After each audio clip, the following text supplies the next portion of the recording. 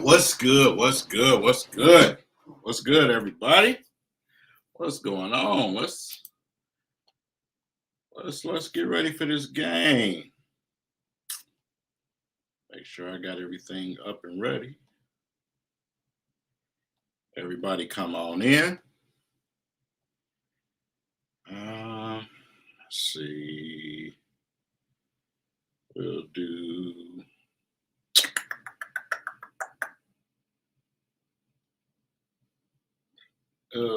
don't be a headache today. Saved favorites. Pistons wide.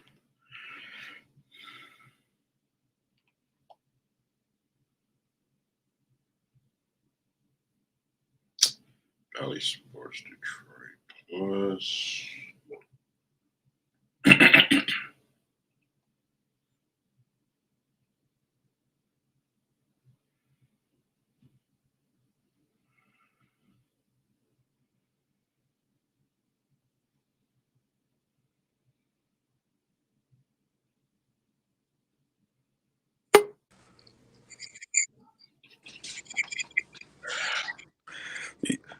You know, I was about to come in and take over the show.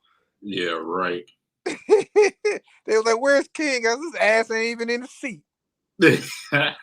I'm never in the seat when I start my streams.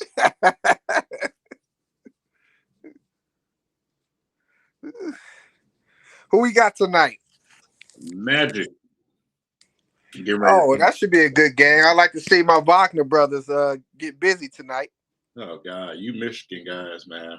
The Wagner boys about to get busy on tonight. Yeah, okay. So what you think? Is it going to be a repeat performance from Cade or what?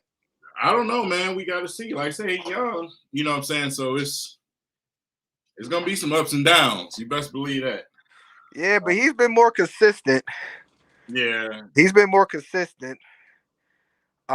Just looking at the reports, they're saying, the Kings is out of the trade talks for Simmons.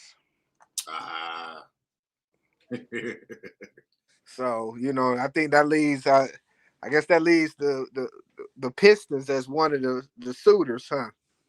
Yeah. Yeah. Like I said, the thing with Ben Simmons, man, they always gonna go too high for that.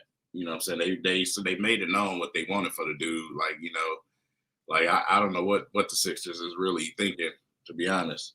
I don't think to me, honestly, I don't think they were even looking to trade him. They're just putting out that to show faith with him. Yeah. Okay, at least we tried. Right. But the asking price for him, and the fact of the matter is his contract itself, it was hard for somebody to take on and to give up what they were asking to take on that contract was just too astronomical for me.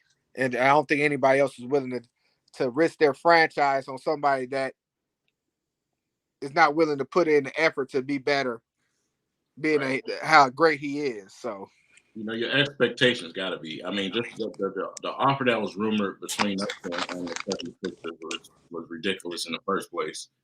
I'm giving you Jeremy Grant, who's most likely going to be an all-star in this future. Correct. For Ben Simmons.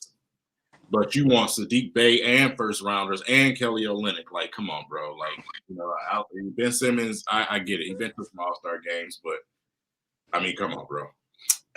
What's going on, Micro Mike? I see you in the comments, man. I got my pants on. I keep mine on, guy. I don't got mine on, though. Kawana, Elton, everybody. Kurt, I see you. All of my people in here, man. What's going on? 48 in here so far, man. Make sure y'all hit that like button and share this to your social media, man. Let's talk, man. Let's talk live. I want this live reaction from obviously the previous game, but the disrespect from last game to Cade Cunningham and having someone like Candace Parker, who was actually friends with Cade and his sister. to stick up for them. You know what I'm saying? TNT did a awful job as usual showing the highlights. They only showed Joker's highlights. They showed no Pistons highlights whatsoever, especially K. When K, destroyed Joker himself, they didn't even put that on the screen. So the disrespect continues. It's the Detroit versus everybody type of vibe. We all, know what this is. There's nothing to be surprised about, obviously.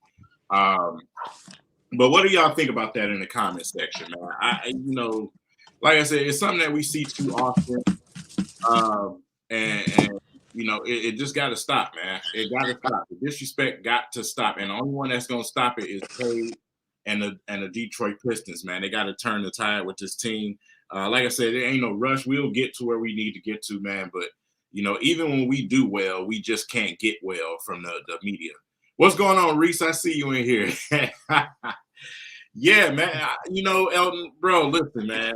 Like I said, you think it's going to be a good night watching NBA TV, TNT, things like that, ESPN. You're going to see Cade on there. You're going to get some respect. NBA TV's Twitter account. You're going to see some highlights, this, that, and the third. None of that, man. And yeah, that's crazy, King, because I was looking at that, and after that game, I couldn't really find no highlights anywhere. Usually I'm up. I keep my Sports Center on. I keep ESPN on. And just to even a mention of that, I didn't really see it. And it's amazing, especially for somebody that's a rookie in this league, and the feat that he put on in comparison to, the all-time great Michael Jordan. That's the only other rookie to ever do something like that. You would imagine you would at least get some type of recognition. Yeah, like I said, if he play on LA, the Clippers, the Lakers, or any of these other big market teams, man, we still watching highlight clips on ESPN today. You know what I'm saying? So, like I said, it's simply because Cade Cunningham plays for the Detroit Pistons, and a lot of these guys that are on these shows, they already have some type of shade towards the Detroit Pistons franchise because 9 times out of 10 probably got their ass whooped by the Pistons. Let's just be honest about it. Charles Barkley, Shaquille O'Neal, those guys remember very well, especially Shaquille O'Neal, about the Pistons raining on their parade when they were going for, that championship in 2004. So, like I said, it ain't nothing that we don't expect. It's nothing that we don't expect, but it still pisses you off. It's like, why? So why do you hate us so much? And you got to think it's natural. It's the national perception of Detroit, period. When you go on regular news, things like that, it's always about Detroit being bad, bad, bad. You know what I'm saying? So when these people hear anything out of Detroit, they don't want nothing to do with it. You know what I'm saying? So, what is this? Trevor Mead. Let's see. Dallas receives Jeremy Grant. Joseph. Yeah. I mean, I would have liked Hardaway Jr. probably some years ago. Like, at this stage right now, I'm not trading for him. I'll sign him on a nice little simple contract if he's a free agent. I'm not trading for no Tim Hardaway Jr. And he's hurt right now too, so it's kind of not in the trade package. No, that's something that's been going on with him late. He cannot stay healthy. You know what I'm saying? He is no. Now, maybe some years ago, sure. Yeah, it's very rare. It's very rare when Shaq give the Pistons love. And probably the last time Shaq gave the Pistons love is when Drummond was playing, just because Drummond is that's the only reason. But and Shaq, he go after the big man. So any big man is out there, that's who he goes after, because he goes in on Embiid too. Right. What do you think about trading Grant and Stan? Let me pop this one up right quick.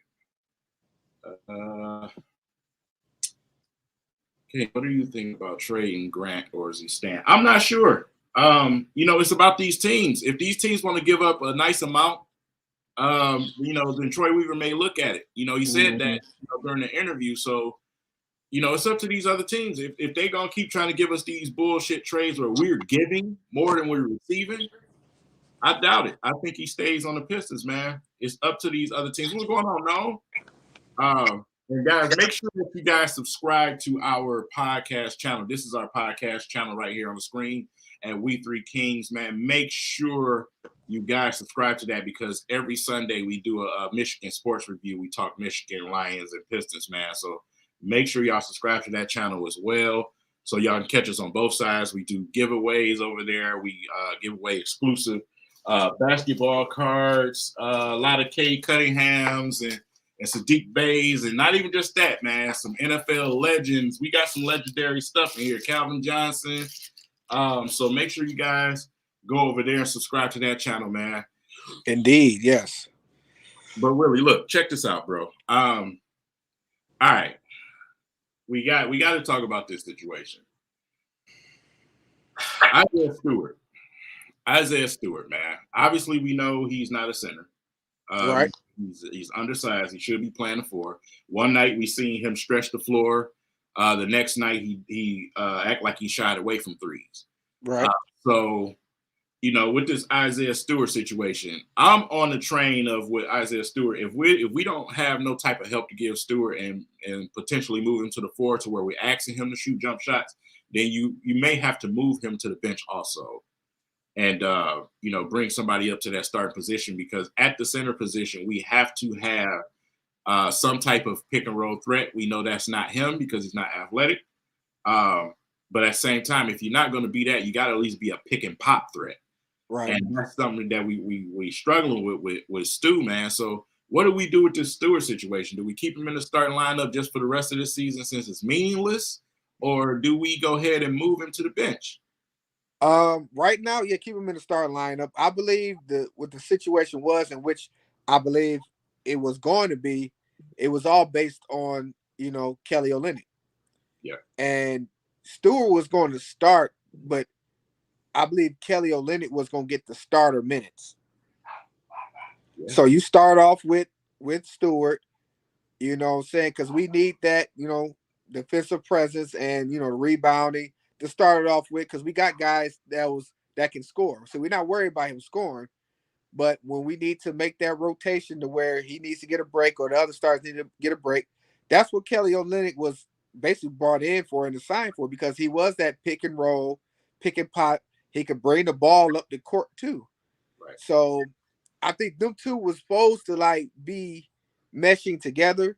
And I believe we're going to see that once Kelly Olynyk finally gets back, you know, from this the health protocol. But like you said, for this season, let him stay in the starting lineup. I believe he will be a starter next season, but we need to address that big man situation and move him, because to me, I don't think he's capable of doing both, because he has to bang. Like, if you see when he's going against Jokic, yeah, man, how much banging he had to do with Jokic, and then try to come down and do something on the offensive end. I don't think his skill set is ready for that yet. That alone is going to take away from you on the offensive end, man. Like I said, you know, a lot of it's guys in this league that got high motors. You know, Isaiah Stewart is one of them. But I mean, that's a lot of motor. You know what I'm saying? You're going up against a joker on the defensive end, and then you're coming down and expecting you to do some more banging on the offensive end. That's a lot to ask out of a kid like that, man. So, you know, like I said, the Pistons, we just got outsized that game. You know, the joker killed us. You know what I'm saying? And with him having that presence, it opened everything up on the outside for them.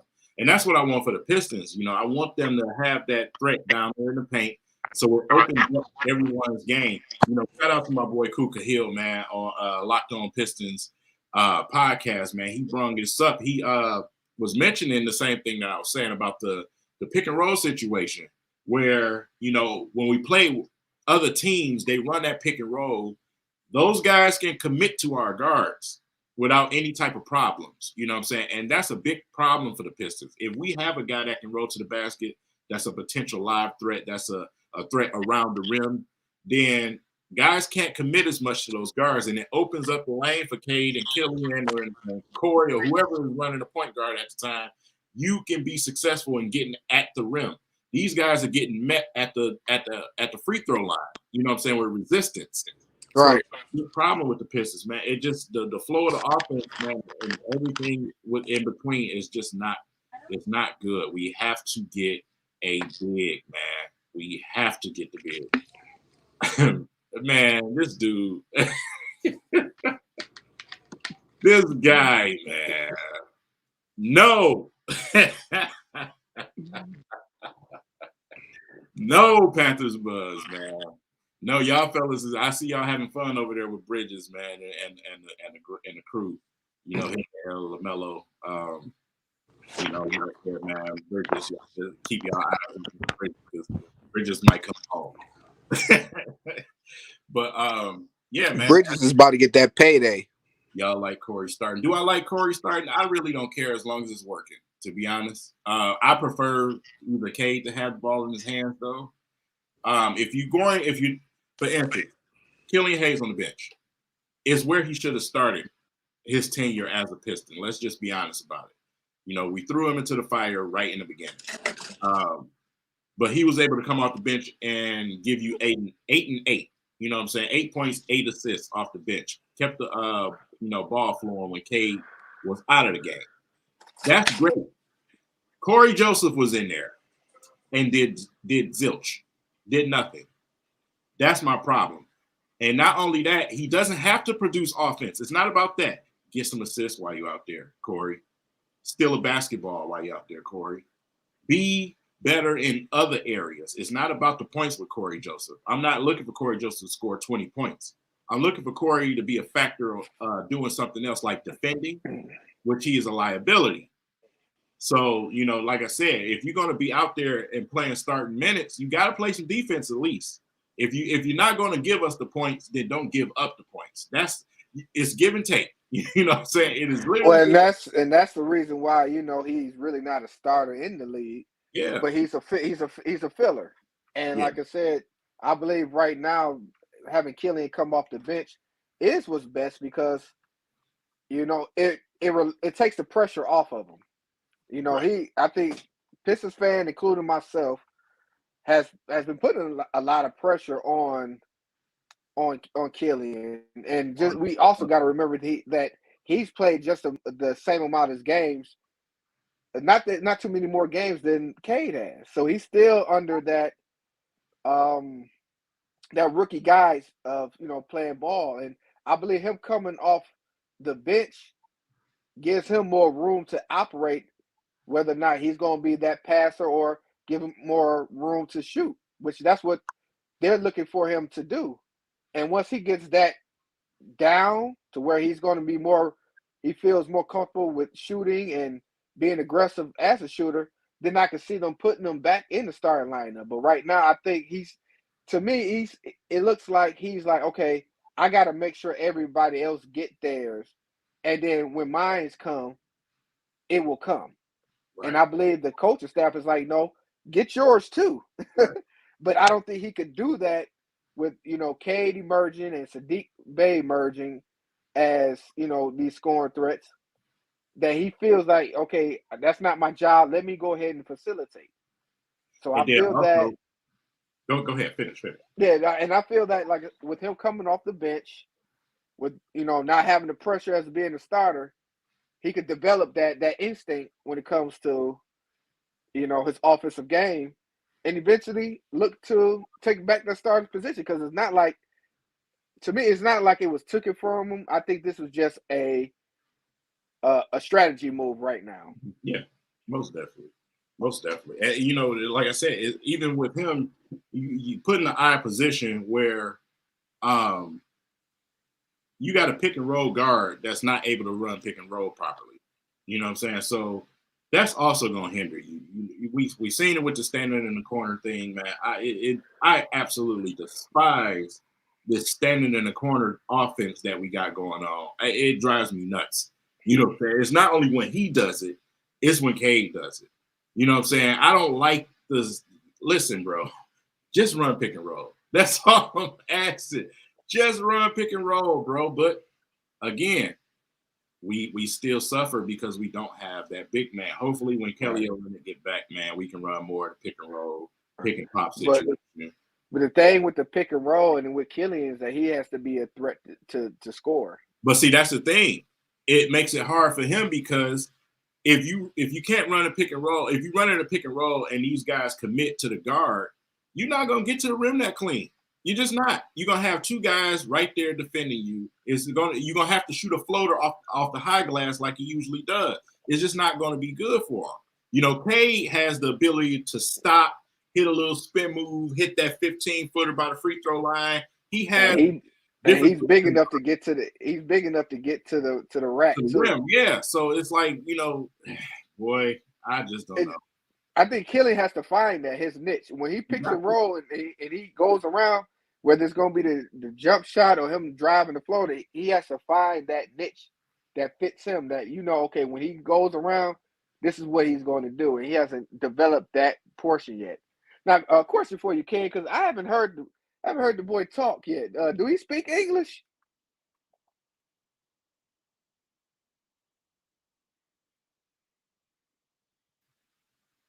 I don't know what just happened. It just paused for a minute. It froze up. No, he sounds just like us. I listened to it. You can hear a little bit of the Frenchness, but he sounds just like us because, you know, his pop spoke English. So he learned both languages well. Okay, because I never heard him talk. Yeah, so I don't know if it was a language barrier or the problem or what.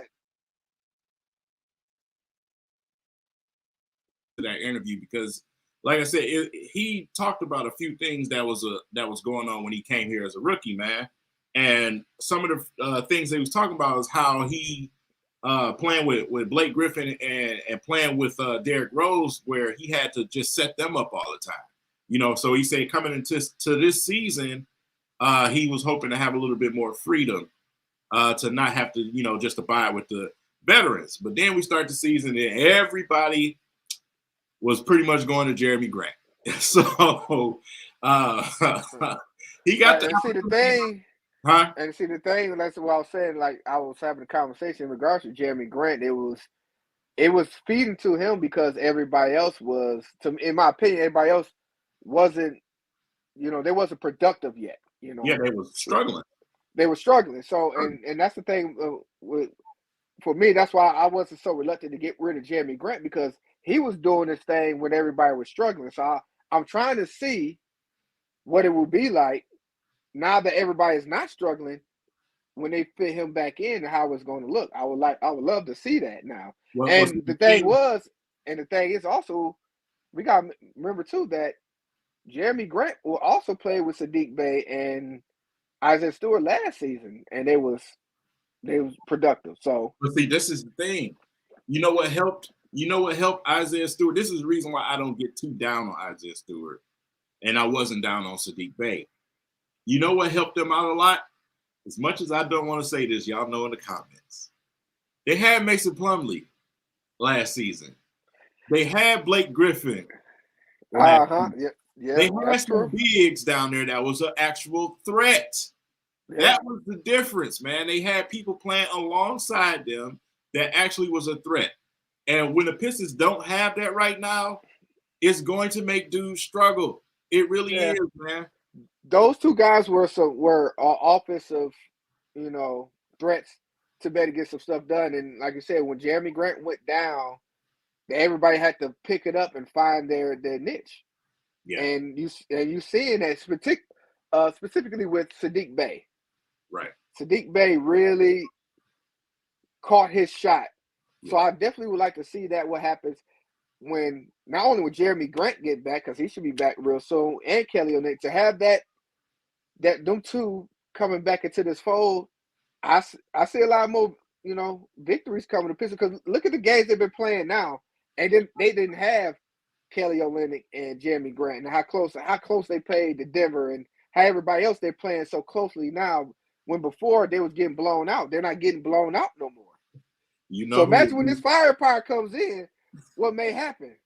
You know who would be the perfect fit for them? Andre Drummond. Andre Drummond. No, I'm just playing, man. No, he would, though, be honest. If Drummond was here on the veteran minimum, I wouldn't have nothing to say about it, to be honest. But veteran minimum, of course, yeah. They just need a big, bro. You know what I'm saying? They just got to get a big, man. Got to get a big. But yeah, I just wanted to come on here and do a pregame, man. You know, the game is getting ready to start, so y'all get ready to watch the game. If you don't have access, if you don't live in Michigan, Download the app. It's in the Apple market. It is in the Android market. DoFu Sports app. DOFU Sports app. Download that app. You'll be able to get access to the games. You might have to click off a few ads, one or two or whatever, but you'll be able to watch the game, man. But it's game time. I'm getting ready to go set up and watch this game, and then we'll see you guys after the game, man. I'll be dropping a halftime short. I'll start doing that every game from now on. I know you guys have been seeing the shorts, so look for that on both channels, man, where we drop the shorts at halftime and give you guys an update on how the game is going. With that said, I appreciate my brother Big Willie Styles coming in here, man. We Three Kings podcast. And we'll see you guys after the game, man. Y'all enjoy the game.